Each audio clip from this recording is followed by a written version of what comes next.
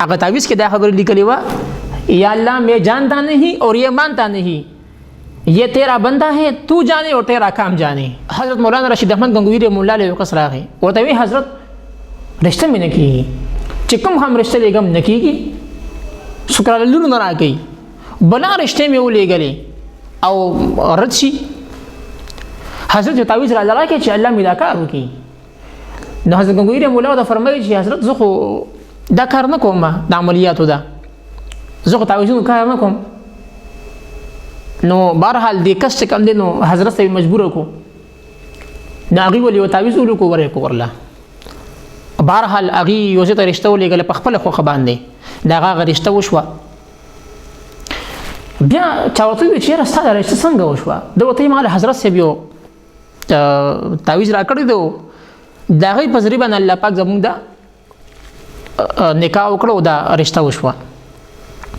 دې کس وجه ته تعویذ راکړه چې دې کې څه لیکلي دي چې دا اوس څنګه تعویذ دومره تیز تعویذ څنګه دی چې ستا رشته په ان پن کې وشوه دې کې به څنګه وظیفه وي؟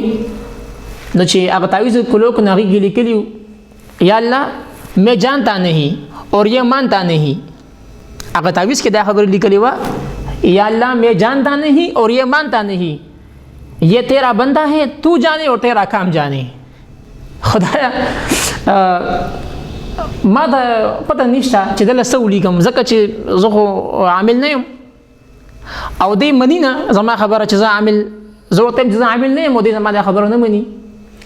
نو خدایا دا ستا بنده دی بس ته پوه شو دی پوه شه تعویذ یې راغونډ کو ولې ورکو د هغې په ذریعه باندې الله پاک د هغه رشته وکړه.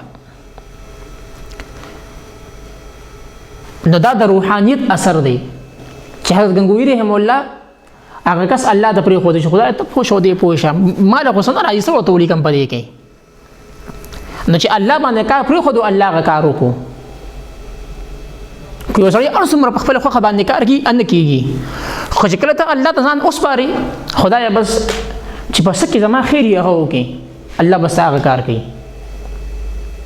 الله به تعالی هغه څیز درکوي او که نه ته یو څیز پسې مستقل لګېدلی چې دا کار به زه کوم که د چا خوښ یو که نه خوښ زه به دا کار کوم چې الله نه غواړي چې دا کار دې ونه شي. که ته د ځمکه او اسمان یو کې هغه کار به نه کېږي ځکه چې اوس دا کار په خپله ذمه باندې کوي او چې کله یو کار نه کېږي د هغې د کولو تصور هم نه او تو هغه کار په الله باندې پرېږدې خو دا ټوله دنیا راجمع شي او هغه کار منې کول غواړي هغه کار څوک نشي منې کولی. نو هر یو کار الله ته پرېښوده هر یو کار په الله باندې کول.